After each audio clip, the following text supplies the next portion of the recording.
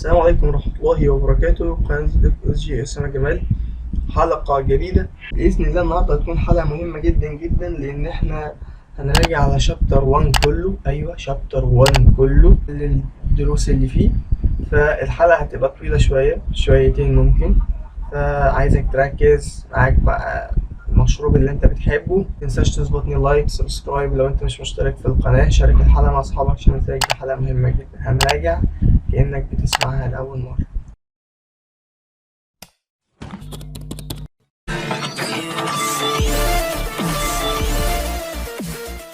بسم الله الرحمن الرحيم. بداية المنهج ككل، احنا عندنا اسم الإنسان. بيقول لك إن احنا بيتبني حاجة ذرة، جزيء، مركب. تعال نمسك يعني ايه كلمة ذرة. ذرة انت عندك خدت في الكيمياء زي الكربون ده ذرة، الهيدروجين ده ذرة، الأكسجين ذرة، النيتروجين ذرة. لو أنا قلت لك جزيء المية H2O، يعني كذا ذرة مع بعض H2O، تمام؟ يبقى ده كده اسمه جزيء، يعني أنا ركبت حاجة على حاجة.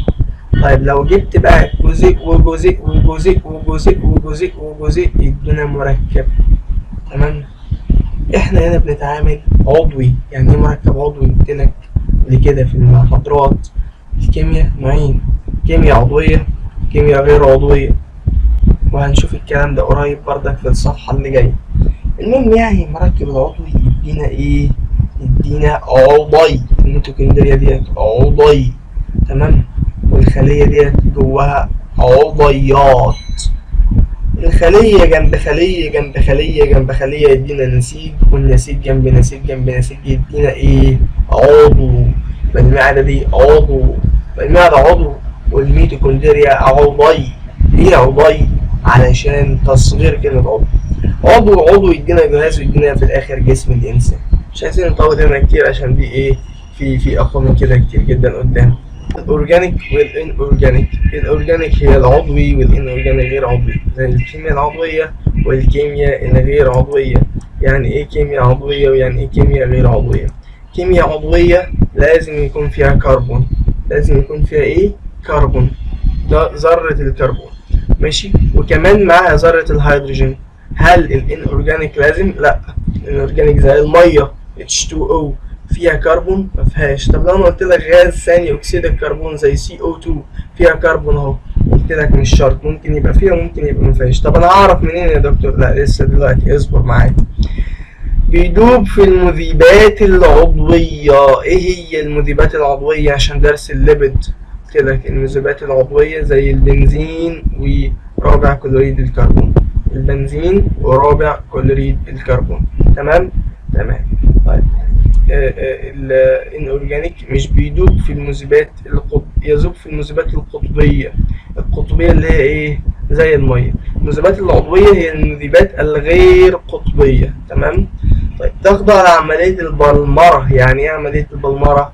هناخدها في الصفحة الجاية. طيب الانورجانيك لا تخضع لعملية البلمرة. حلوة جدا ومهمة جدا المقارنة دي. بالمناسبة عايزك الباوربوينت ده، انا عايزك تسرقه عادي، ما عنديش معاه اي مشكلة. تاخده كده سكرين شوت و تطبعها بقى، تذاكر عليها، تزود عليها انت بخط ايدك، مفيش اي مشكلة.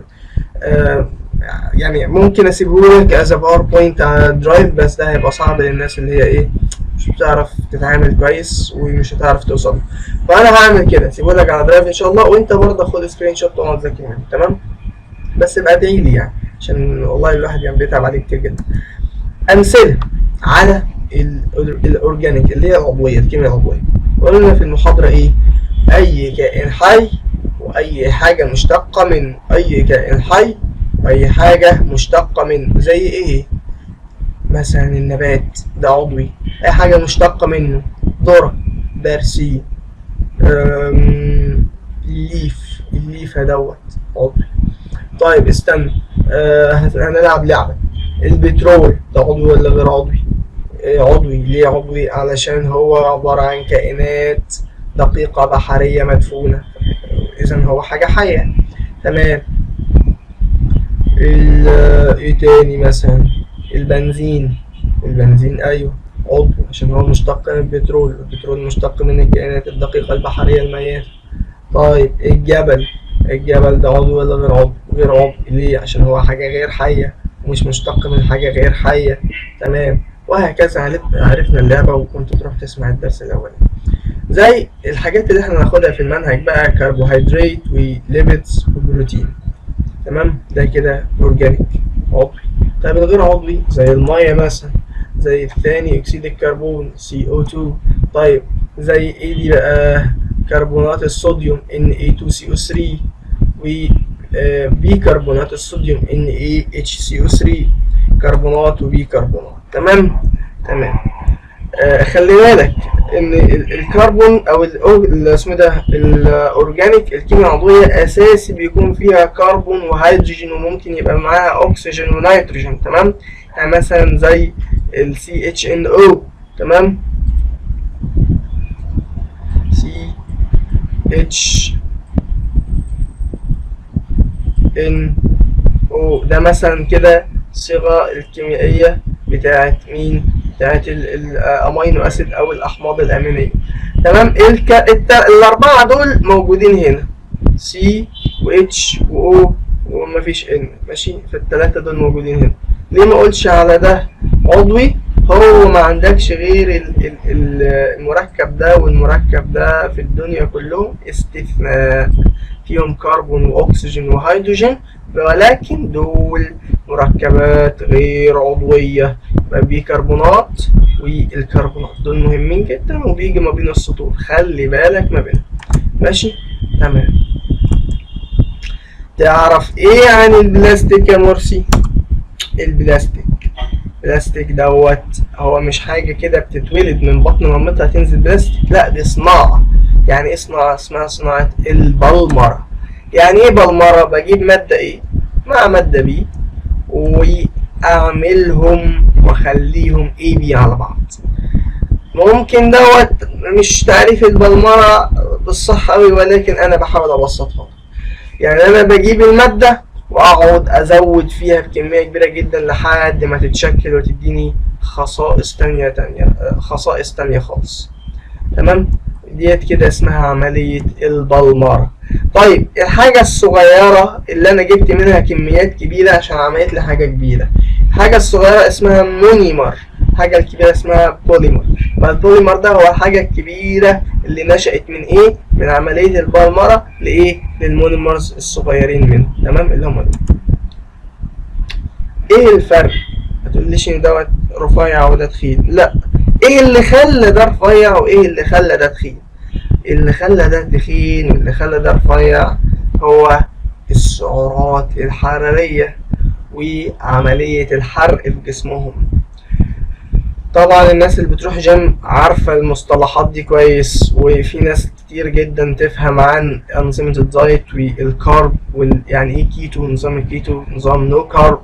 تمام. ايه بقى الكربوهيدرات والليبيدز والبروتينز والايض اللي هو الميتابوليزم، اللي هو الحرق، نظام الحرق ونظام السعرات الحرارية في جسمنا. ويقول لك انت ليك نظام سعرات حرارية معينة، والكربوهيدرات ليك قد كذا، مثلا جرام كربوهيدرات قد كذا جرام ليبيد، وهكذا.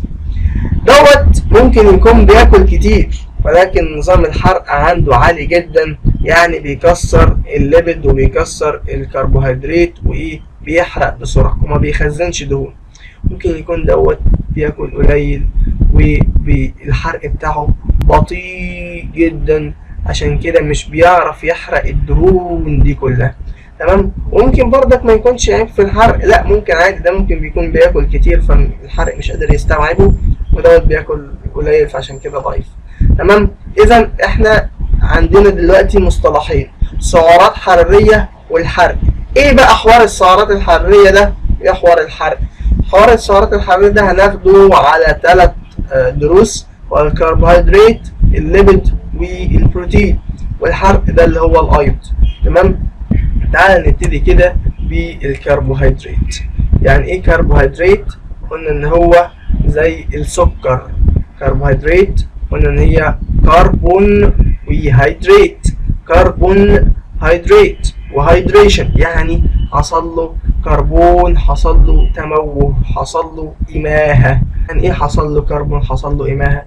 يعني أنا جبت كربون حطيت له شوية مية أصبح يديني سكر، يديني كربوهيدرات. مثال سكر الجلوكوز C6 H12 و6، قلنا ديت اللي هي إيه؟ ديت الصيغة الكيميائية بتاعته CnH2nOn. ال N ديت تبقى عدد الكربون، تمام، وعدد الأكسجين. لو ضربناها في 2 يدينا عدد الهيدروجين. ماشي، ادي عندي شكل الايه الجلوكوز. بعد ايه؟ اتفقنا قبل كده ان احنا بنعد الكربونز بس، ملناش دعوه باي حاجه تاني. ادي كربون 2 3 4 5 6، يعني انا عندي 6 كربون 6 اكسجين و12 جزيء ميه. كل دول اشكال الجلوكوز قصدي. بعد ايه؟ بعد النقط. فاكر لما كنت بقول لك بعد النقط المشتركه؟ ادي نقطه طبعا، ادي كربونه، ادي الثانيه، ادي الثالثه، ادي الرابعه، ادي الخامسه، ادي السادسه، بقى 6 كربون 12 هيدروجين 6 اكسجين. ادي نقطه، ادي 2، ادي 3، وادي كربون اهي، ادي 4، وادي 5، وادي 6، يبقى سي 6 12 و6. ادي كربون الثانيه، الثالثه، الرابعه، الخامسه، السادسه، يبقى كده سي 6 12 و6. ادي كربونة الثانية، الثالثة، الرابعة، الخامسة، السادسة، تمام، بس 6 12 و6. تمام، مهم جدا جدا جدا جدا الشكل ده، وعليه كمية أسئلة يعني.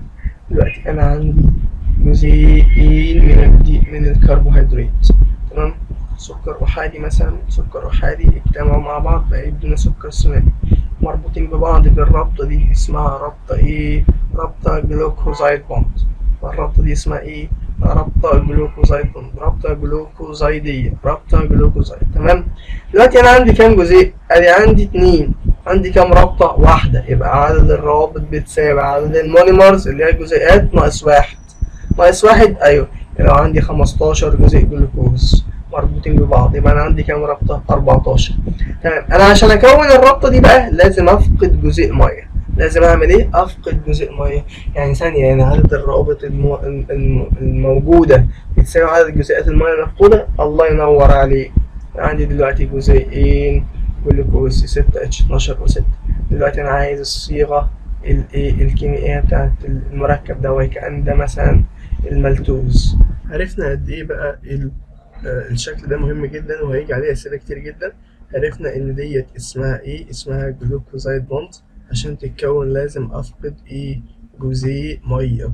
يعني كل رابطه قدامها جزيء ميه واحد مفقود. يعني لو عندي رابطتين يبقى جزيئين ميه، 3 روابط 3 جزيئات ميه. طيب جزيء الميه رمزه ايه؟ H2O، يعني بفقد 2 هيدروجين و1 اكسجين لكل رابطه جلوكوزايد متكونه.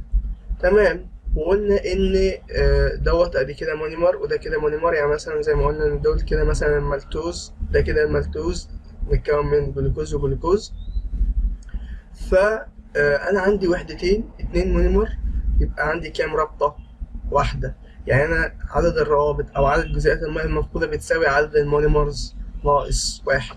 طيب لو انا جيت قلت لك دلوقتي اكتب لي الصيغه الجزيئيه بتاعت المركب دوت، هيبقى سي 12، تمام، H24. لا غلط، ليه؟ علشان المفروض هنطرح جزيئين H بتوع المية المفقودة. تمام، يعني هيبقى H22 O كام؟ O12. لا غلط، O11 علشان جزيء المية المفقود. الله ينور عليك. عايزين ناخد طيب مثال علشان ايه؟ نبقى خلصنا الموضوع ده كله، علشان تبقى مراجعة جامدة جدا بقى. وكنا خدناه قبل كده في المحاضرة بتاعت الكربوهيدرات. عندي 47 جزيء جلوكوز. كم؟ 47 جزيء جلوكوز. عايز الصيغة الجزيئية بتاعته. تمام، عندي 47 جزيء جلوكوز، يعني عندي 47 وحدة بوليمر في 47 مونيمر، 47 جزيء جلوكوز. يعني عندي كام رابطة جلوكوزايد؟ عندي كام؟ عندي 46 جزيء رابطة جلوكوزايد. ليه 46؟ لك عشان الرابط بتساوي عدد المونيمرز ناقص 1، عدد الوحدات ناقص 1. انا عندي 47 وحده جلوكوز، يبقى عدد الروابط بيساوي 47 ناقص 1 يعني بيساوي 46. عايز بقى الصيغه الجزئيه، هل هتقول لي سي 47 اتش 47 في 2؟ لا لا لا، غلط جدا. انا ما قلتلكش عندي 47 كربون، انا بقول لك عندي 47 جلوكوز. طب يعني ايه بقى 47 جلوكوز؟ يعني اكتبهم ازاي؟ ثواني يا سيدي. 47 تمام في الصيغة بتاعة الجلوكوز اللي هي كانت صيغتها ايه اصلا؟ سي 6 اتش 12 و6. طيب هل كده الصيغة صح؟ لا طبعا. ليه لا؟ ليه؟ عشان قلت لك احنا لسه ما طرحناش. نطرح ايه؟ نطرح ال 46 جزيء مية اللي اتفقدوا عشان ال 46 رابطة اللي اتكونت. تمام، يعني هطرح ايه بالظبط؟ هطرح 46 في جزيء المية اللي هو رمزه ايه؟ رمزه H2O. يعني ده كده هو الصيغة الجزيئية اللي أنا لسه متكلم عليها بتاعة 47 جزيء جلوكوز بوليمر في 47 جزيء جلوكوز. الصيغة الجزيئية بتاعته هتبقى كالآتي، وطبعا شرحناها بالتفصيل جدا فين؟ في المحاضرة بتاعة الايه؟ الجلوكوز، الأشكال بتاعة الكربوهيدرات. بس كده نخش بقى على السلايد اللي بعديها، مراجعة شاملة كده على الايه؟ الكربوهيدرات. قلنا ان الصيغة الكيميائية بتاعتها CnH2nOn، وعدد المونيمرز بيساوي نقص منها واحد يدينا عدد الروابط الجلوكوزايد. تمام، عدد الروابط بيساوي عدد جزيئات المياه المفقودة، واقدر اطرح واجيب الصيغة الجزيئية.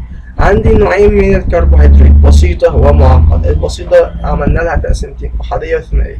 أحادية فركتوز، قلنا إن هما بنقول لهم يا فرج، فركتوز فين؟ في الفاكهة. الريبوز فين؟ في الRNA. والفركتوز ده سداسي، الريبوز خماسي كربون، يعني الكربون 5 والفركتوز كربون 6. جلوكوز دوت سكر العنب جلاكتوز دوت 6 و6 برضه. تمام. الثنائية سكروز لاكتوز مالتوز، قلنا ان هم اسمهم ايه؟ سلام. طب انا عايز اعرف اللي بيتكونوا ازاي، هقول لك دلوقتي. عايزك تمسك ورقة وقلم وتاخد دوت سكرين او انت بتتفرج على اللاب وتعمل يعني المهم ايه؟ تكتب ورايا، والكلام دوت عايزك ايه؟ تأكد عليه. كلهم جلوكوز. تمام، كلهم جلوكوز. بس احنا قلنا بقى ايه؟ جلوكوز وحاجة تانية. سلام، قلنا دي السين واللام والميم. سلام يا فرج، يبقى الأول حاجة جلوكوز مع فركتوز. تمام، لاكتوز مع لاكتوز. تمام، والمالتوز 2 جلوكوز مع بعض. المالتوز ده في الشعير، اللاكتوز اللبن. قلنا يعني ايه حساسية ضد اللبن، يعني ايه حساسية ضد اللاكتوز. قلنا ان انت متقدرش تكسر اللاكتوز، فانت عندك حساسية ضده. عندك انزيم اللاكتيز اللي بيكسر اللاكتوز ده عندك صعب او ضعيف شوية، فما بيقدرش يكسر اللاكتوز. والسكروز ده اللي هو ايه؟ سكر القصب اللي عندنا في البيت. اذا السكر اللي عندنا في البيت السكروز بيتكون من جلوكوز وفركتوز. الكربوهيدرات المعقدة اللي هي ذات وزن جزيئي عالي.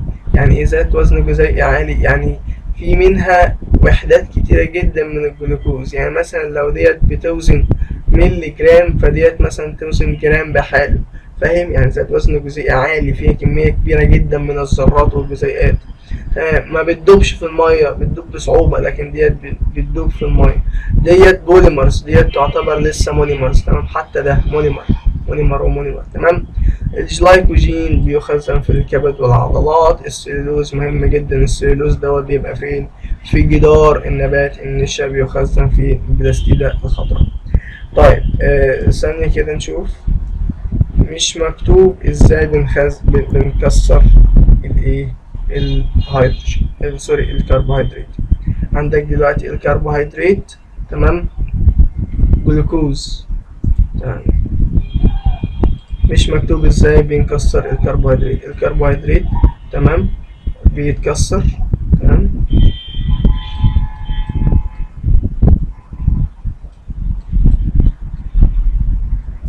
بيتكسر بعد كده يبقى ايه؟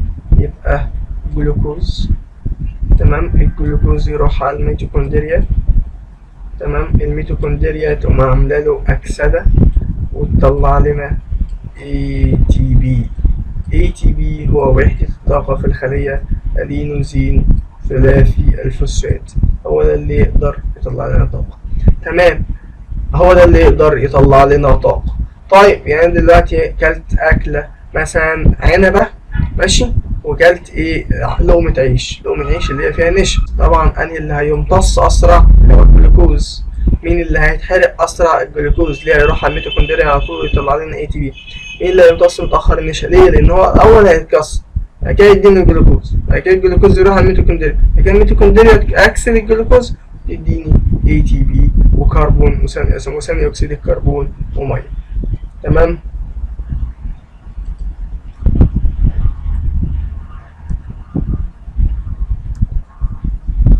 دخلنا على حاجة تانية اسمها ايه؟ اسمها الكحول جليسرول. كحول الجليسرول، كحول الجليسرول ده بيتكون من كربون كربون كربون، يعني 3 كربون و3 OH. ال OH قلنا ان هي اسمها ايه في العضوية؟ هيدروكسيل، لكن في الغير عضوية زي هيدروكسيد الصوديوم، ده كده في الغير عضوية هيدروكسيد. لكن في العضوية احنا كل تعاملاتنا عضوية، بايو كيمستري يعني كيمياء عضوية اللي بتستخدم في الأحياء. تمام، يبقى اسمها ايه؟ هيدروكسيل، يبقى دي اسمها ايه؟ هيدروكسيل، هيدروكسيل باللام. تمام، يبقى تاني عندي كحول جليسرول عبارة عن 3 كربونات مرتبطين ب3 مجموعات هيدروكسيل OH.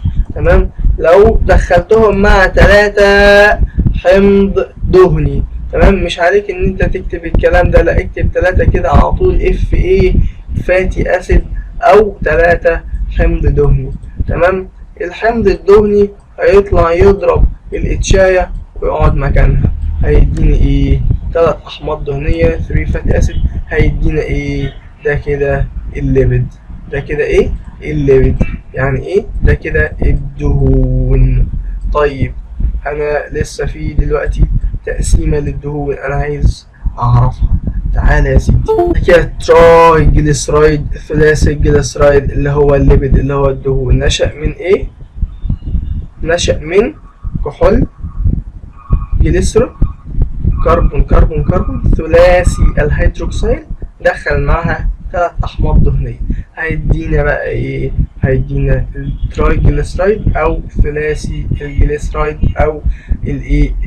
الليبيد او الدهون. في نوعين بقى من الاحماض الدهنيه اللي دخلت دي، يا اما حمض دهني مشبع او حمض دهني غير مشبع. يعني ايه مشبع ويعني ايه مشبع؟ زي في السلسله ديت قلنا ان ديت عباره عن كربونز، السلسله دي كده عباره عن كربونز. لو انا خليك تعد الكربونز، ان احنا بنعد النقط، دي نقطه 2 3 4 تمام، وهكذا. السلاسل دي فيها اي دبل بوند. يعني ايه دبل بوند؟ يعني رابطه مزدوجه، دي كده كلها رابطه اهي، دي كلها كده رابطه سنجل بوند يعني رابطه احاديه. لكن بص دي رابطه ثنائيه، بص دي رابطه ثنائيه. يبقى اي حاجه فيها رابطه ثنائيه يبقى ديت غير مشبعه. طب انا مش فاهم يعني ايه غير مشبعه او غير مش متشبعه بايه يعني؟ هقول لك، الكربون بتعمل 4 روابط. يا عم ادي كربون ماشي، ادي عامله رابطه مع الكربون اللي جنبها ورابطه مع الكربون اللي جنبها، يبقى متبقي فين كام رابطه؟ رابطه فوق ورابطه تحت بتعملهم هيدروجين، بس بتوع الكيمياء خلقهم في رقابيهم ما بيكتبوش الهيدروجين. هنا تعال نشوف مثلا الكربونه دي عامله رابطه مع الكربونه اللي جنبها، وعامله رابطه تاني اللي هي الرابطه الثنائيه، وعامله رابطه ثالثه مع الكربونه اللي جنبها من الناحيه التانيه، بتبقي كام رابطه؟ رابطه واحده بيكتبوها هيدروجين. تمام، هنا هو الكربونه دي نفس الكربونه اللي فوق هي، بس هنا عامله كام رابطه؟ سوري، عامله كام، واخده كام هيدروجين؟ هيدروجينيه واحده بس، وديت واخدها كام هيدروجين؟ 2. يبقى دوت غير مشبع بالهيدروجين وده مشبع بالهيدروجين. تفتكر لما انا اقعد اقلل كميه الهيدروجين هيبقى الوزن الجزيئي عالي ولا قليل؟ ما انا باخد منه ذرات، يبقى انا بقلل وزنه. لكن دوت انا بديله ذرات زياده عن اخوه اللي تحتيه، فبديله وزن زياده. يبقى دوت هيبقى صلب ولا سائل؟ صلب. دوت صلب ولا سائل؟ ده سائل. بجري بسرعه ايوه علشان الكلام ده قلت لك ان دي مراجعه، وكمان الحلقه هتبقى طويله اساسا، فانا بجري. والمفروض ان انت بتراجع معايا، مش بتذاكر ولا بتحفظ ولا بتفهم لاول مره. تمام، بتكون متفرج على الحلقات اللي فاتت وجاي ايه تراجع مراجعه سريعه هنا. يبقى فهمنا يعني ايه ساتوريتد؟ يعني ايه مشبع؟ مشبع يعني مشبع بالهيدروجين. يعني ايه مشبع بالهيدروجين؟ يعني مفيش رابط ثنائيه. غير مشبع يعني ايه غير مشبع؟ يعني غير مشبع بالهيدروجين، يعني في رابط ثنائيه. وديت يعني في روابط ثنائيه، يعني غير مشبع بالهيدروجين يعني مفيهوش هيدروجين كتير، يعني الوزن الجزيئي اقل، يعني سائل. فهمنا الحكايه وفهمنا اللعبه. ايه التقسيمه دلوقتي؟ الليبيدز تمام، عندك ايه؟ قسمناها على كذا حاجه. الذوبانيه قلنا ان هي بتزول في المذيبات العضويه او الغير قطبيه، البنزين ورابع كلوريد الكربون. تمام. الروابط الداخليه ماشي، عباره عن مشبعه وغير مشبعه. مشبعه بالهيدروجين يعني سنجل بوند كلها، مشبعه غير مشبعه بالهيدروجين يبقى ايه؟ فيها دبل بوند. ادي كربونه ماشي، المفروض بتتصل باربع روابط، واحده مع الكربون اللي جنبها والتانيه مع الرابطه الثنائيه، بتبقى كام؟ اتنين، حطهم هيدروجين. ديت كربونه متصله مع الكربون اللي جنبها برابطه واحده بس، بتبقى كام ذره؟ تلاته، بتبقى كام رابطه؟ تلاته، حطهم كلهم هيدروجين. تمام. يبقى ديت فيها هيدروجين اكتر من دي، يبقى ديت مشبعه، ديت غير مشبعه. عايز احول السائل اللي هي الزيوت لدهون، اقوم اعمل لها عمليه الهدرجه. يعني ايه هدرجه؟ يعني بكسر الدبل بوند، بكسر الرابطه الثنائيه واحط هيدروجين واخليها مشبعه. يعني فهمت كلمه الهدرجه ليه؟ لان انا بحط هيدروجين اصلا. المشكله فين؟ المشكله ان انا عندي رابطه ثنائيه واخده الهيدروجين وخلاها غير مشبعه. طب ما انا اكسرها وازود هيدروجين، يبقى دي كده عمليه الهدرجه. مضره؟ مضره. ليه؟ علشان ديت بتزود نسبه الكوليسترول في الدم. طيب ايه اللي هيحصل للكوليسترول؟ قلنا ان الكوليسترول في منه اتنين اخوات توأم، واحد شرير وواحد ضار. بس المشكله ان الهدرجه بتزود الشرير مش بتزود الطيب. قلنا الشرير ده بيعمل ايه؟ بيتجمع على الاوعيه الدمويه وبتسدها وبيحصل جلط. طيب تعال نشوف بقى ايه الليبيدز تقسيمتها عامله ازاي. بسيطه، معقده، ومشتقه. بسيطه قلنا ان هي زيوت ودهون، والاثنين دول عباره عن كحول، جليسرول، ثلاثي الهيدروكسيل، دخلنا عليهم 3 فاتي اسيد او حمض دهني وادانا ايه؟ الكلام ده كله. الزيوت قلنا ان هي غير مشبعه، قلنا الدهون ايه؟ مشبعه بالهيدروجين. طيب الشموع، الشموع مهمه جدا. هو كحول احادي الهيدروكسيل، يعني الجزئيه دي بس. تمام. احادي الهيدروكسيل ودخلنا عليها فاتي اسيد واحد بس. تمام. يبقى الجزئيه دي كده اسمها ايه؟ شموع. تمام. ولكن باوزان عاليه جدا. الفاتي اسيد السلسله بتاعته الكربون بتاعه كبير جدا وكتير جدا. طيب احنا حلينا امثله صعبه جدا في الحلقه ديت، وحاول تروح تشوفها. هل الامثله دي مش هتتعاد؟ لا، في امثله اقوى منها، علشان بعد حلقه المراجعه ديت في حلقه بقى اسئله بس على الباب كله، وحاجه يعني تقيله ودسمه جدا. فاحنا لازم نكون مراجعين ومذاكرين وبعد كده نروح نحل في الاخر. تمام. يبقى قلنا الزيوت والدهون دول جليسرول زي ده كده بالظبط، 3 هيدروكسيل و3 ايه؟ و3 فاتي اسيد. طيب الشموع هو كحول احادي الهيدروكسيل. تمام. كحول احادي الهيدروكسيل ودخلنا عليه واحد بس حمض دهني. بعد كده المعقده فوسفوليبيد. معقده فوسفوليبيد يعني ايه فوسفوليبيد؟ يعني ليبيد ضفنا عليه فوسفور، سهله خالص. تمام. عندك كحول الجليسرول، ثلاثي الهيدروكسيل، دخلنا عليه 2، مهمة جدا جدا جدا جدا جدا جدا جدا. دخلنا عليه كام واحدة؟ 2 بس. ادي واحدة وادي التانية، 2 حمض دهني. وما التالتة دخل ايه؟ التالتة دخل بقى ايه؟ الفوسفات. تمام. يبقى انا لو عندي كحول جليسرول ثلاثي الهيدروكسيل دخلت عليه 3 حمض دهني، يبقى انا بتكلم في زيوت او دهون. دخلت عليه 2 بس، يبقى انا بتكلم في فوسفوليبيد، عشان التالتة هيكون فيها ايه؟ فوسفات او فوسفات جروب. تمام. المشتقة بقى. المشتقة قلنا ان احنا بنتكلم على الكوليسترول والاسترويدز. الكوليسترول ده ليبيد، وقلنا بيعمل ايه؟ ايه الاسترويدز دي بقى؟ الاسترويدز دي هرمونات. هي الهرمونات بتبقى معظمها بروتين، ولكن في هرمونات كده بتبقى عبارة عن ايه؟ دهون مع بروتين طبعا، بس فيها نسبة دهون عالية. تمام. دول كده يعني ملمومين في بعض كده، ما بيخرجوش من بعض. هم عبارة عن الهرمونات الجنسية. يبقى اسمهم ايه؟ سترويدز هرمون. اسمهم ايه؟ سترويدز. الاسترويدات هم مين؟ الهرمونات الجنسية. مين هم؟ تستوستيرون، استروجين، وبروجستيرون. تستوستيرون بتاع الذكورة، استروجين وبروجستيرون بتاع الأنوثة. تمام. كده احنا لمينا لمة سريعة على التقسيمات. نخش في اللي بعده، الصفحة اللي بعدها. الأحماض الأمينية. يبقى احنا كده خلصنا الليبيد خلاص، نخش بقى على البروتينز. أحماض أمينية، أولا عايزين نعرف الاستراكشر أو التركيب الكيميائي بتاع البروتين. حلو جدا. بحطها كربون في النص. قلنا الكربون بيعمل كام رابطة؟ بيعمل 4 روابط. حلو، حط ال4 روابط، ادي رابطة، ادي 2 ادي 3 4. تمام. احط فوق ار الكايل جروب، وتحت اتش. على اليمين كربوكسيل جروب COOH، وعلى الشمال امين جروب NH2. ده عادة اقدر اغير، تقدر تغير، بس اللي قدام بعض يفضلوا قدام بعض. الكربوكسيل قدامها الامين جروب اللي هي NH2، والار اللي هي الالكايل جروب اللي هي عبارة عن سلسلة من الكربونز قدامها الهيدروجين. تمام. مجموعة الكربوكسيل جروب ديت هي مجموعة حمضية، مجموعة الأمين ديت مجموعة قاعدية. معنى كده أفهم إيه؟ افهم إن الحمض الأميني أو ده كده كله اسمه حمض أميني. الحمض الأميني يقدر يتفاعل كحمض وكإيه قاعدة، على حسب مين؟ على حسب اللي قدام. أنا أشوفك أنت حمض، خلاص يابا أنا هتفاعل بالقاعدة بتاعتي بمجموعة الأمين NH2. لا أنت طلعت قاعدة، خلاص يابا أنا هتفاعل بمجموعة الكربوكسيل بتاعتي عشان هي حمضية، فأنا أقدر أتفاعل الاتنين كحمض وكقاعدة. تمام. عندي كام نوع من الأحماض الأمينية ديت؟ طب كام نوع ازاي؟ طب أنا أقدر أحددهم على أساس إيه؟ على أساس الآر الألكايل جروب، اللي هي بتبقى عبارة عن كمية كربون، سلاسل من الكربون، سلسلة جانبية متغيرة من الكربونز. أصل بص، الكربوكسيل جروب ثابت COOH، قدامها مين؟ الأمين جروب NH2 اللي هي القاعدية ثابت. الاتش اتش هتعمل ايه يعني؟ لكن الار قلت لك ان هي سلسله من الكربون، ممكن مره تزيد كربونه، ممكن مره تقل كربونه، ممكن تزود مجموعه وظيفيه، وهكذا. يبقى الاحماض الامينيه بتتغير على اساس مين؟ على اساس الار الالكايل جروب. عددهم كام؟ عددهم 20 نوع. طيب لو انا يعني عايزك تلاحظ كده التغيير ده، ادي كربونه في النص 4 روابط. تمام. ادي امين جروب NH2، وادي كربوكسيل جروب COOH. تمام. ادي اتش اللي تحت، بس اللي فوق دي ايه بقى؟ هتلاقي ان الار اتغيرت، ما بقتش موجوده، الار اتشالت اساسا وبقى مكانها اتش.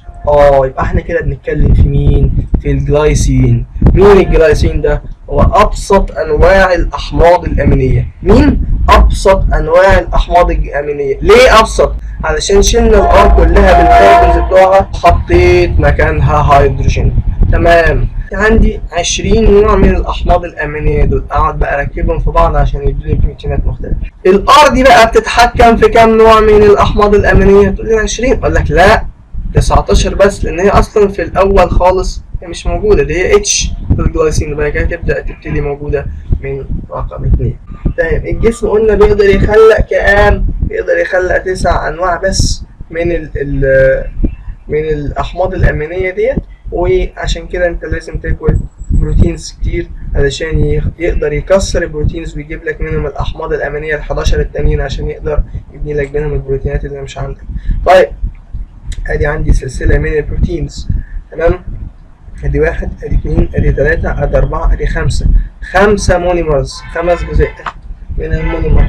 طيب تقدر تقول لي عندي كام رابطه؟ اسمها ايه بقى الرابطه دي؟ اسمها رابطه بيبتيديه. عندي كام رابطه بيبتيديه؟ عندي يا سيدي كام؟ 4. ادي 1 ادي 2 ادي 3 4، يعني عدد المونيمرز ناقص 1. عندي يا سيدي كام جزيء ميه مفقود؟ عندي 4 جزيئات ميه مفقود. ولكن هتلاقي هنا حاجه مهمه جدا، امين، مجموعه امين قاعديه طرفيه، ومجموعه كربوكسيل COOH طرفيه ايه متسابه كده. بقى مهما تزود في ارقام عديد البيبتايد، ايوه السلسله دي اسمها عديد البيبتايد. عديد البيبتايد يعني بيبتايد وبيبتايد وبيبتايد وبيبتايد، يبقى عديد البيبتايد. تمام.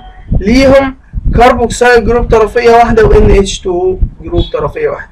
يعني يبقى انا عندي سلسله عديد بيبتايد متكونه من 100 جزيء امينو اسيد، حمض اميني. عندي كام جزيء ميه مفقود في تكوين الروابط البيبتيديه؟ عندي 29. عندي كام رابطه بيبتيديه؟ 29. عندي كام جزيء NH2 امين طرفي؟ 1 بس. عندي كام جزيء كربوكسيل طرفي؟ 1 بس. يبقى بروتين من 20 حمض اميني في 19 رابطه بيبتيديه، خرج منه 19 جزيء ميه، ولكن في جزيء 1 بس هو الكربوكسيل طرفي، جزيء 1 بس من الامين طرفي. تمام. تقسيمة البروتينات بسرعة بسيطة ومرتبطة. يعني ايه بسيطة؟ يعني احماض امينية فقط. CnHO زي الألبومين، وإن هو بيبقى في بلازما الدم وأوراق النباتات. يعني إيه بلازما الدم ديت؟ يعني المية اللي محاطة بالدم، مرتبطة بإيه؟ بعناصر زي الفوسفور، فوسفور برضو أو الفوسفات. الفوسفور هو الفوسفات يا جماعة، فوسفور بي، الفوسفات بمجموعة PO4. تمام؟ مرتبطة باليود، مرتبطة بالحديد، الحديد Fe. لو مرتبطة بالفوسفور ممكن يبقى الكروماتين زي ما احنا خدناه وهناخده كمان برضك دلوقتي في المراجعة. الكروماتين ده عبارة عن DNA ملفوف عليه بروتين. فعلا DNA دوت بيبقى فيه فوسفات جروب. الفوسفات جروب دوت لما نخلطه بالبروتين فاحنا كده دخلنا الفوسفات في البروتين، يبقى ده كده كروماتين. طيب الفوسفور او الفوسفات فين؟ في اللبن، الكازين. يبقى الفوسفور او الفوسفات دوت فوسفات ودوت فوسفور. الفوسفات موجودة في النيوكليوتيدة، الفوسفور موجود في اللبن. يبقى البروتين المرتبط بالفوسفور ده موجود فين؟ او اسمه ايه؟ اسمه الكازين. ده موجود فين؟ في اللبن. البروتين المرتبط بالفوسفات ده اسمه الكروماتين. الكروماتين دوت موجود فين؟ على الكروموزوم او الDNA مع بروتين. طيب CnHO مرتبط مع اليود، يعني حمض اميني مع يود. يديني ايه؟ يديني الثايروكسين. يديني ايه؟ يديني الثايروكسين. الTH اللي هو هرمون الغدة الدرقية، ايوه اللي تحت بقك بشوية ديت. مهم؟ طبعا مهم في ايه؟ في الايض. اللي هو ايه الايض ده اللي لسه كنت بقول لك؟ ده بقى معدل الحرق، معدل حرق السعرات الحرارية. تمام. وبعد كده كربون وهيدروجين واكسجين مع حديد يدينا RBCs اللي هي كرات الدم الحمراء. كرات الدم الحمراء مهمة في ايه؟ يا نهار ابيض، دي مهمة جدا. بتنقل لك الدم بتنقل لك الاكسجين، بتنقل لك المغذيات من خلية للتانية ومن مكان للتاني. ده كده الدم بيتكون من ايه؟ طيب بيتكون من احماض امينية معاها ايه؟ معاها حديد Fe. تمام. سؤال: انا دلوقتي كلت حتة لحمة وعنباية مع عيش مع رز مع ايه تاني؟ مع يعني حتة لحمة دهنة وحتة لحمة صافي، بروتين وليبيد. الخلاصة السؤال عايز يقول ايه يعني؟ يقول لي مين هيمتص الاول. ماشي، في حاجة كده، مين هيمتص اسرع، ومين هيدي طاقة اكبر واكتر. تمام. مين هيمتص اسرع؟ هقول اللي هيمتص اسرع طبعا الجلوكوز على طول، اللي هو العنب ده هو جاي جاهز جلوكوز. تمام. وبعد كده على طول بعد كده النشا. ماشي، النشا لسه هتتكسر لجلوكوز، وبعد كده الجلوكوز يروح على الميتوكوندريا يدينا طاقة. وبعد كده ايه؟ البروتين. تمام. بعد كده الليبيد. طيب بعد كده مين الطاقة بقى؟ طبعا الجلوكوز شوية طاقة خفيفة، النشا طاقة أكتر شوية، بعد كده البروتين طاقة أكتر سنة، بعد كده الدهون أكبر طاقة خالص. تمام. يعني الدهون بتطلع كمية طاقة مهولة، بعديها البروتين، بعديها الكربوهيدرات. تمام. طب وفي الامتصاص كربوهيدرات الأول طبعا، بعد كده البروتين، بعد كده الدهون. خلصنا الجزئية ديت. تعال نراجع على الكواشف. أنا عندي 3 دروس: كربوهيدرات وليبيد وبروتين. الكربوهيدرات قسمناها تقسيمتين: بسيطة ومعقدة. البسيطة هنكشف عنها بكاشف اسمه بندكت، والمعقدة هنكشف عنها بكاشف اسمه اليود. وقلت لك مهم جدا جدا الباوربوينت، حاول تجيبه الصراحة، لأن بص يعني ملونهولك باللون الأزرق واللون البرتقاني باللون البرتقاني، يعني جامد صراحة. طيب المهم البندكت دوت بيكشف عن الكربوهيدرات البسيطة بنوعينها اللي هما ايه؟ الأحادية والثنائية. محتاج أعرف كده معلومة اللي هي ايه الفرق ما بين البوزيتيف، تمام، ده كده بوزيتيف، والنيجاتيف. يعني ايه بوزيتيف؟ يعني ايه نيجاتيف؟ بوزيتيف يعني ايجابي، نيجاتيف يعني سلبي. طيب البوزيتيف او سوري، نبدا بالاول بالنيجاتيف. النيجاتيف هو لون الكاشف نفسه، يعني البندكت لونه ازرق، يبقى اللون ده اسمه اللون النيجاتيف. طب واللون دوت اللي هو اللون النهائي اسمه اللون البوزيتيف. يعني الكربوهيدرات البسيطة بنكشف عنها بكاشف اسمه بندكت، لونه أصلا أزرق، يعني ده اللون النيجاتيف بتاعه. يعني إيه اللون النيجاتيف؟ يعني أنا لو حطيت حاجة وبعد كده حطيت عليها كاشف بندكت اللي هو أصلا لون أزرق وما اتحولش، يبقى ادتني نيجاتيف. يعني إيه ادتني نيجاتيف؟ يعني المادة اللي معايا مش كربوهيدرات بسيطه. طب لو ادتني بوزيتيف، يعني ايه ادتني بوزيتيف؟ يعني بندكت اتحول لونه من الازرق للون البرتقاني. اذا اعرف ده معناه ايه؟ معناه ان الحاجه اللي انا بكشف عنها ديت فعلا كربوهيدرات بسيطه. احنا كنا بنحفظهم ازاي؟ بندكتيود ازرق برتقاني، برتقاني ازرق، بندكتيود ازرق برتقاني، برتقاني ازرق. نفس الكلام اللي لسه قايلينه في بندكت هنقوله في اليود، بيكشف عن الكربوهيدرات المعقده اللي هي البوليمرز، سيلوز ونشا جلايكوجين. تمام. هو اصلا لونه برتقاني، لو حطيت عليه البوليمرات المعقده بتاعت الكربوهيدرات هيتحول لونه من البرتقاني للازرق. يعني اللون الازرق هنا لون بوزيتيف لليود، كاشف اليود. تمام. تمام. بعد كده عندي الليبيد. الليبيد بنكشف عنه بكاشف اسمه السولان 4. تمام. السولان 4 دوت بيتحول لونه للون البني المحمر.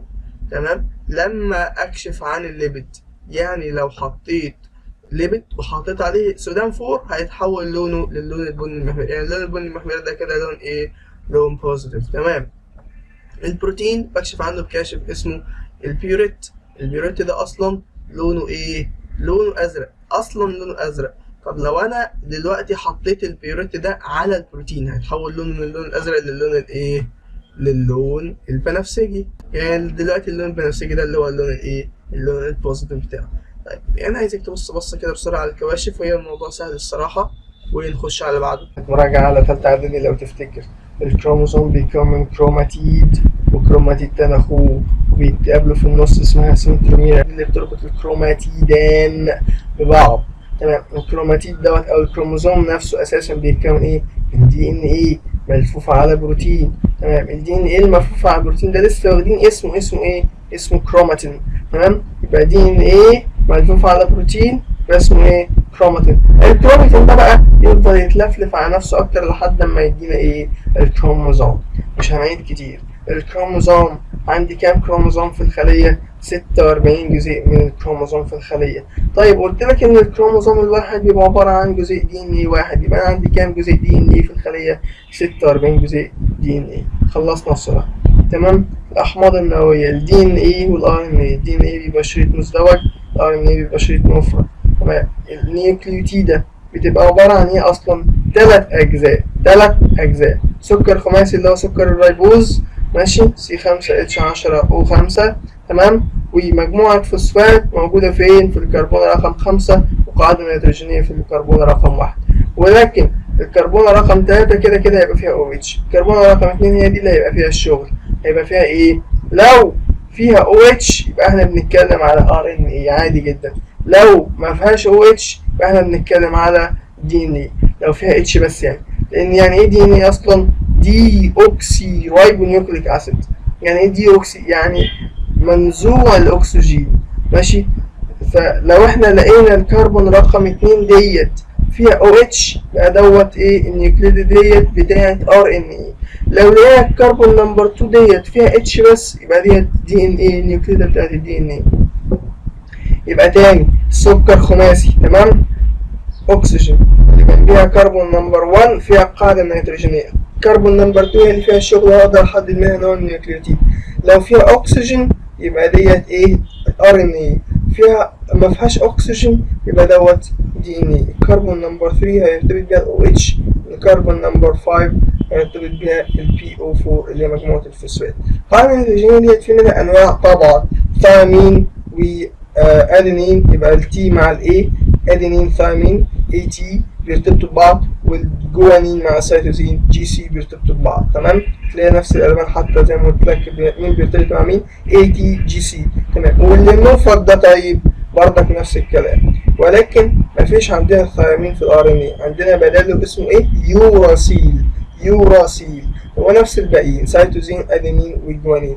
قولهم تاني: ادينين ثيامين وجوانين سيتوزين. طب مع الار ان اي ادينين مع اليوراسيل والجوانين مع السيتوزين. طيب مقارنه سريعه ما بين الدي ان اي والار ان اي. شريط مزدوج، شريط مفرد. قول القاعده النيتروجينيه فيه ثيامين، قول القاعده النيتروجينيه فيه، قول ان مفيش ثيامين وفي بداله ايه؟ يوراسيل. فايدتهم ايه؟ فايدتهم ان هم بيخشوا في كل حاجه في الخليه، وهي دي هم دول اللي بيقدروا يصنعوا البروتين، هم دول اللي بيطلعوا الصفات الوراثيه. تمام. طيب الحلقة ديت كانت مهمة جدا، والورقة ديت كانت مهمة جدا في الحلقة بتاعت الأحماض النووية. أدي عندك إيه؟ الشريط دي إن إيه أهو، تقدر تحولهولي لإيه؟ لشريط RNA. تمام، حولهولي. الأدينين بيرتبط بالإيه؟ بالثيامين، بس أنا قلت لك مفيش ثيامين فين؟ الشريط DNA. تمام، حولهولي لشريط RNA. الأدينين بيرتبط بإيه؟ بالثيامين، بس أنا قلت لك مفيش ثيامين في الRNA، فإحنا هنكتب يوراسيل. ثيامين بيرتبط بالإيه؟ بالأدينين، فإحنا هنكتب أدينين عادي جدا. تمام. الجوانين بيرتبط بالإيه؟ بالسيتوزين، اكتب سيتوزين. تمام. تمام. الأدينين بيرتبط بالإيه؟ بيرتبط بالسيتوزين، بس مفيش سيتوزين في الRNA، فإحنا هنكتب يوراسيل. السيتوزين بيرتبط بالإيه؟ بالجوانين، فهنكتب جوانين، وهكذا. تمام. فدوت الجزء DNA. ممكن اقول لك انسخولي، اكتب لي DNA المقابل بتاعه او الشريط المقابل بتاعه، عادي هتكتب ATGC. تمام. ولكن اقول لك اعملهولي الشريط الRNA المكمل ليه، ما ينفعش تعمل لي ايه بقى، ان انت تحط مثلا الايه بترتبط بالتي فانت تكتب تي هنا، لا. ماشي. ومهمة جدا لو انت بتتلخبط ان انت تحط لي الصف ده هو فوق وتشيل التي تحطها ايه، لا ده غلط، ده كده عك. فانت لازم ترجع تتفرج على الحلقة، مهمة جدا. انت مش بتنقل الصف ده وتحطه فوق اكنه RNA وتشيل مكان التي تحط مكانها يو عشان فوق في الRNA، لا. انت اكنك بتعمل التكملة عادي جدا، اكن دوت شريط زيه بالظبط. انت هنا قلت لك ان انت بتنقل لتحت، لا انت مش بتنقل، انت بتكمل.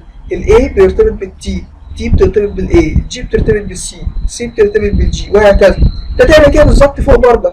الاي بترتبط بالتي، بس بدل ما احط هنا تي احط هنا يو. طب التي احط مكانها فوق يو، لا التي بترتبط بالايه اصلا؟ بالادينين. ثاني بترتبط بالادينين، انت بتحط ادينين عادي، الادينين موجود كمان في الRNA. تمام. طيب ادي كده الشريط RNA DNA. لو انا لفلفته على بروتين يديني كروماتين، الكروماتين يتكدس اكتر ويديني ايه؟ ويديني كروماتيد، والكروماتيد في النص سنترومير. السنترومير دوت هو اللي ربط الكروماتيدان ببعض ويديني كروموزوم. تمام. اللي بعده. طيب خلصنا كده كل الكلام ده، عايزين نخش بقى في الأيض، الحرق، الهدم والبناء. ادي عندي هدم وادي عندي بناء. الهدم دايما بيكون سهل، بس البناء بيكون صعب. الهدم بيطلع تراب، فالتراب ديت طاقة. البناء انا مش بطلع تراب، ده انا بيطلع عيني وباخد التراب ده واحوله اسمنت و عشان اطلع لك بناء مظبوط. تمام. يبقى انا عندي هدم عمليتين في الايض. يعني ايه ايض اصلا؟ يعني التمثيل الغذائي. يعني ايه التمثيل الغذائي؟ يعني انا اقدر اجيب لك الاكل ده واحوله، اكسره او ابني منه.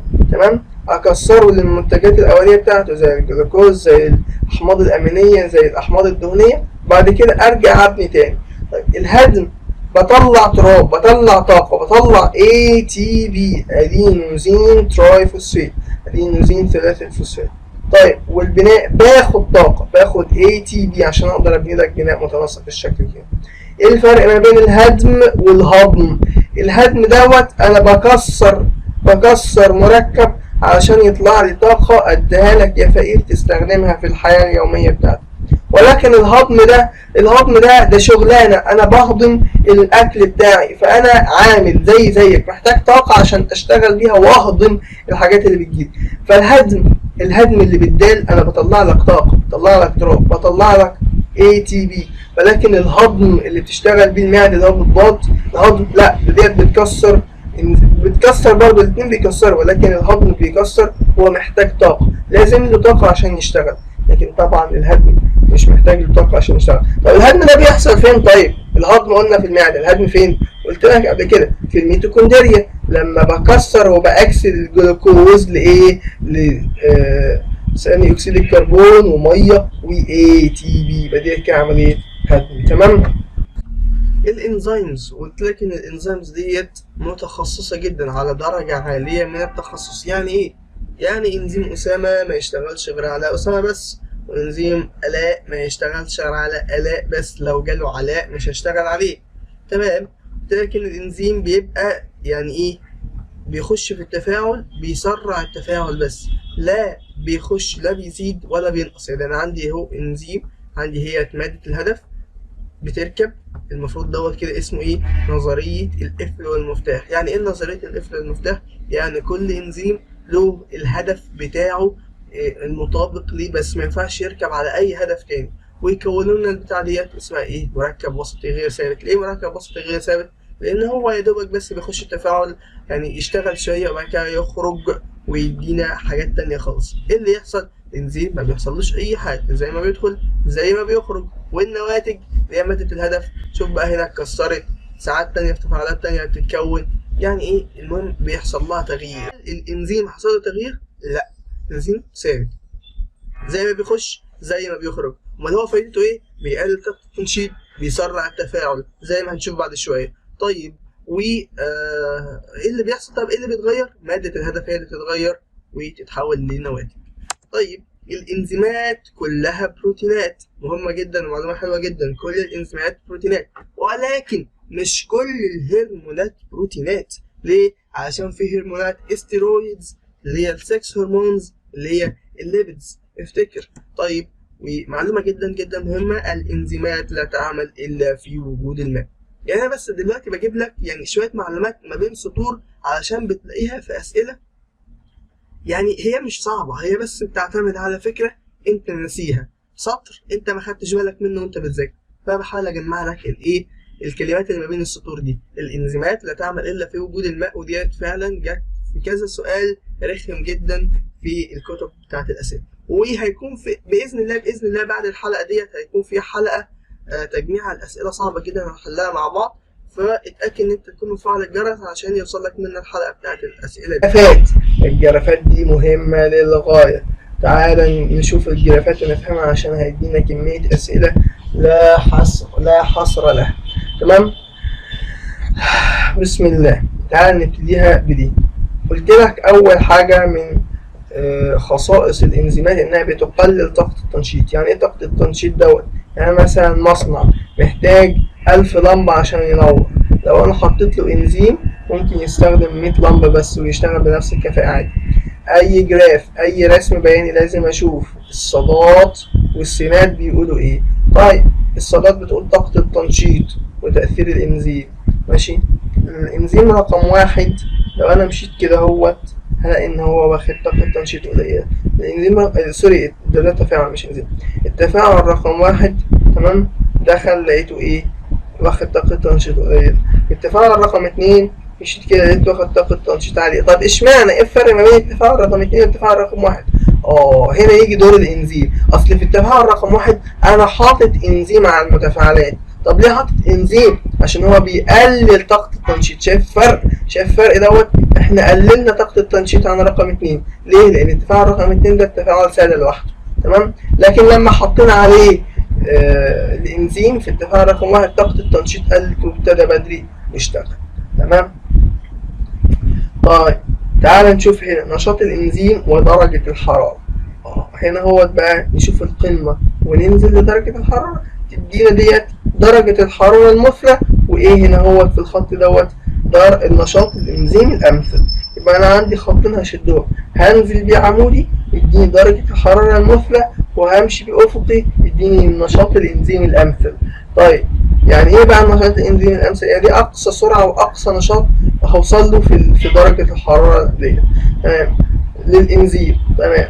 الاقصى نشاط دوت هوصل له امتى؟ عند درجه الحراره المثلى. طب ايه اللي يحصل لو قليت عن درجه الحراره المثلى؟ ايه اللي يحصل لو زدت عن درجه الحراره المثلى؟ ايه اللي يحصل لو انا قليت عن درجه الحراره المثلى؟ طبعا نشاط الانزيم هيقل. ولكن لو انا رجعت ازيد تاني نشاط الانزيم هيزيد تاني لحد ما اوصل لدرجه الحراره المثلى، اقصى نشاط للانزيم. طب لو انا زدت عن درجه الحراره المثلى كده اهوت هتلاقي ان الانزيم نشاطه بدأ يقل. طب لو انا رجعت تاني لنشاط الانزيم ده يا حبيبي كل سنه وانت طيب، نشاط الانزيم مش هيرجع يزيد تاني. يبقى في هنا نقطه ان نقطه درجه الحراره الامثل لو انا قليت عنها او زدت عنها كده نشاط الانزيم هيقل. لكن لو انا قليت عنها ورجعت تاني عادي نشاط الانزيم هيرجع تاني للنشاط الامثل بتاعه. ولكن لما انا بزود في درجه الحراره ماشي النشاط الانزيم بيقل. لكن لو انا رجعت تاني للمثلى النشاط الانزيم مش هيرجع، تمام. دلوقتي عندي سرعه التفاعل مع تركيز الانزيم. الكلام ده مهم جدا في الحل يا جماعة. الحلقة بتاعت الحل والأسئلة مليانة كيرفات زي ديت، وبصراحة يعني أسئلة تفكير عليا جدا جدا وصعبة، فلازم حد يحل معاك. فانتظر الحلقة الجاية بإذن الله قوية جدا. متنساش تكون مفعل الجرس عشان توصلك الحلقة بتاعتنا أول لما تنزل على طول. ايه النقطة بقى اللي متشاور عليها بالسهم دي؟ النقطة ديت لو نزلت كده اهوت هلاقي ان دوت التركيز الانزيم وديت سرعة التفاعل. يعني ايه؟ يعني دوت تركيز الانزيم وديت سرعة التفاعل القصوى. يبقى النقطة دي اسمها ايه؟ نقطة التشبع. نقطة ايه؟ التشبع. التشبع من ايه؟ من الانزيم والسرعة. يعني مهما ما زودت في تركيز الانزيم تاني بعد كده السرعة ثابتة، وسرعة التفاعل مش هتزيد عن كده. ليه مش هتزيد عن كده؟ عشان وصلت لنقطة التشبع. اللي هي ايه اصلا نقطة التشبع؟ اللي هي تركيز اللي عندها تركيز الانزيم بيكون عنده اقصى سرعة تفاعل، ومهما ما زودت تركيز الانزيم سرعة التفاعل ثابتة. يبقى ديت اسمها ايه؟ نقطة التشبع. تمام. الأس الهيدروجيني البي اتش، قلنا يعني ايه اصلا أس هيدروجيني؟ قلنا ان هو بيقيس تركيز ايون الهيدروجين في المحلول، واما يطلع لي حمضي او قاعدي، وكل واحد بخصائص طبعا. الأس الهيدروجيني عبارة عن من 0 ل 14 وفي النص 7، يعني ايه؟ متعادل. تمام. من 0 ل 14 ده من 0 ل 7 ده حمضي، ومن 7 ل 14 ده قاعدي. ولكن كل ما بمشي كده اهوت ناحية الصفر الحمض بيزيد، كل ما امشي من السبعة ناحية ال14 القاعدة بتزيد. تمام.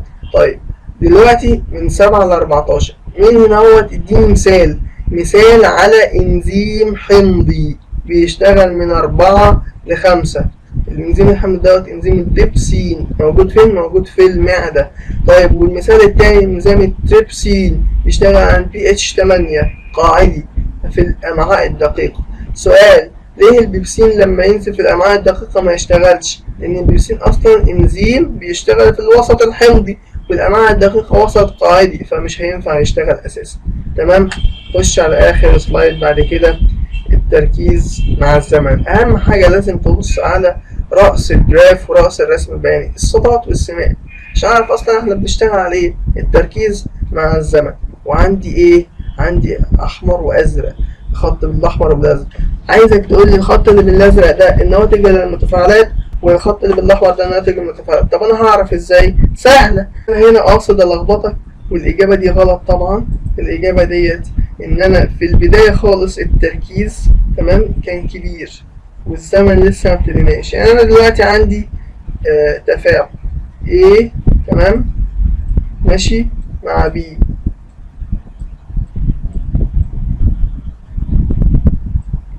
عملت تفاعل. دلوقتي انا لسه ما ابتديتش التفاعل اساسا. هل A و B ديت ناقص منهم حاجه؟ لا، انا اصلا لسه ما ابتديتش التفاعل اساسا. تمام. ف A و B تركيزهم عالي جدا، يعني ولسه موجودين، ما نقصش منهم ملي جرام حتى. فاذا اللي بالازرق ده مش النواتج، اللي بالازرق ده التفاعلات. تمام. ليه؟ فهمني. علشان انا عند الزمن صفر، الزمن صفر في المنطقة ديت النواتج المتفاعلات تركيزها أكبر ما يمكن. يعني إيه تركيزها أكبر ما يمكن؟ يعني لسه ما استخدمتش منهم حاجة أصلا. طيب لما أشغل التفاعل إيه اللي هيحصل؟ هيديني إيه؟ بي. هيديني مين؟ النواتج. طيب ولما هيديني النواتج دول هيخلصوا، دول هيروحوا.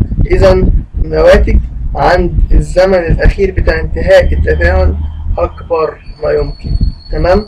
يبقى دلوقتي اللي نازل دوت انا بفهمها مش بحفظها يا جماعه. مش ممكن ما يجيبها لكش كده، ممكن يجيبها لك كده اهو. تمام اهو كده وكده، يقول لك مين الخط اللي نازل مين الخط اللي طالع. تمام. تاني ادي دلوقتي عندي جراف التركيز مع الزمن. يعني نبتديها من الصفر. لما الزمن كان صفر المفروض مين اللي عندي يعني مش خلصان ولسه ما ابتديناش فيه اساسا؟ متفاعلات. اشوف اعلى تركيز، ادي التركيز العالي، يبقى المفروض ان الخط ده بتاع مين؟ متفاعلات. تمام. وعندي الزمن صفر النواتج صفر برضك، عشان لسه ما اشتغلتش في التفاعل اساسا، لسه ما ابتديتش، هيطلع لي ناتج مين؟ تمام. وصلت لحد اخر الزمن، مين هيبقى اعلى تركيز واعلى زمن؟ مين؟ النواتج. تمام. يبقى ديت ايه؟ نواتج. فهمت الحل؟ فاذا المتفاعلات دي غلط، انا كنت بتلخبطك، فيبقى ديت المتفاعلات وديت النواتج. هشيل طريقة. تعال نفهم اكتر عن البي اتش. ايه البي اتش دوت؟ هو الأس الهيدروجيني. يعني ايه الأس الهيدروجيني دوت؟ يعني هو مقياس بيحدد تركيز ايه؟ ايونات الهيدروجين في المحلول. يبقى ايه هو الأس الهيدروجيني او ايه هو البي اتش؟ البي اتش دوت هو مقياس ماله بيحدد ايه؟ تركيز ايونات الهيدروجين في المحلول. فايدته ايه او بعرف ايه؟ علشان نشوف المحلول دوت هل هيبقى متعادل او قلوي ولا حمضي. بعرف منين؟ من المقياس اللي هو ايه؟ اللي هو ده. المقياس دوت بيبقى متكون من 0 لحد 14. بيقيس ايه؟ بيقيس تركيز ايونات الهيدروجين في المحلول. طيب انا عندي 7 بالظبط، يعني انا كده ايه؟ المحلول ده متعادل زي الميه متعادله من 7 لحد الصفر. بمشي مع السهم، ركز تاني، بمشي مع السهم، يبقى كده الحمضيه بتزيد. بمشي مع السهم من 7 ل 14 القلويه بتزيد. يعني لو قلت لك دلوقتي 5 حمضي اكتر ولا الاتنين؟ تقول لي لا ال5 اكتر. لا، انا قلت لك ايه؟ امشي مع السهم ماشي كده، يعني الاتنين حمضي جامد جدا اكتر من الايه؟ ال5. عندي مثلا اهو الاستومك اسيد ديت المعده، عندي حمض واحد، يعني حمض درجته في البي اتش رقم 1، يعني اقل من الصفر شويه، صفر اكتر طبعا. هنا هوت 1. مين بقى الحمض دوت؟ قلت لك عليه HCl. حمض HCl اللي بيبقى موجود فين؟ في المعده. جامد جدا طبعا، ويعني حمضي قوي جدا جدا جدا جدا في المعده. علشان كده ايه؟ الحمضيه بتاعته قويه جدا. طيب اروح على المتعادل رقم 7، ومن 7 لحد 14 قلوي. يعني قلت لك مثلا 10 قلوي اكتر ولا 14؟ لا طبعا 14. ليه؟ مش عشان كبير ولا صغير، لا، عشان احنا بنمشي مع السهم. تمام. وادي هنا هو كده 10 دوت بتاع في الامعاء الدقيقه. الامعاء الدقيقه بيبقى البي اتش فيها قلويه. تمام. عكس الايه؟ المعده بي اتش حمضيه، الامعاء الدقيقه بي اتش ايه؟ قاعديه. وزي ما قلنا طبعا هنا في انزيم البيبسين، وهنا في انزيم الايه؟ التريبسين. سؤال وننهي بيه بقى المراجعه بتاعتنا الشيقه ديت. علل تتاثر الانزيمات بالبي اتش. ليه؟ لان الانزيمات فيها مجموعه الكربوكسيل الحمضيه ومجموعه الامين القاعديه اللي احنا قلناها. طيب وسؤال تاني بيقول لك ليه معظم الانزيمات بيشتغل في بي اتش متعادله او متقاربه من المتعادله، يعني من 8 ل 9، من 6 ل 8. يعني حمض خفيف جدا متعادل وايه؟ وقلوي خفيف جدا. ليه معظم الانزيمات بتشتغل في المنطقه ديت؟ علشان هي عندها الاثنين، عندها مجموعه كربوكسيل حمضيه ومجموعه امين قاعديه. تمام. احنا كده خلصنا الحمد لله. كانت مراجعه قويه جدا صراحه وطويله، وحاول تاخد باوربوينت واسيبه لك باذن الله. عاوز منك انا بقى حاجتين. اول حاجه ان انت تدعو لي دعوه حلوه جدا بظهر الغيب باذن الله، ربنا يكرمنا ويكرمكم. ثانيا تشترك في القناه، تفعل زر الجرس. عيب جدا يعني لو لحد دلوقتي ما كنتش عملت لايك، والله العظيم عيب. فانتظركم بقى الحلقه الجايه. اللي هي ايه الحلقه الجايه ديت؟ الحلقه الجايه اللي هي حل اسئله قويه جدا على الباب الاول كله، وبعد كده هنخش في الباب الثاني باذن الله. وهنجري شويه، احتمال ندخل حلقتين في الاسبوع علشان المنهج. وباذن الله اشوفكم في الحلقات القادمه، والسلام عليكم ورحمه الله وبركاته.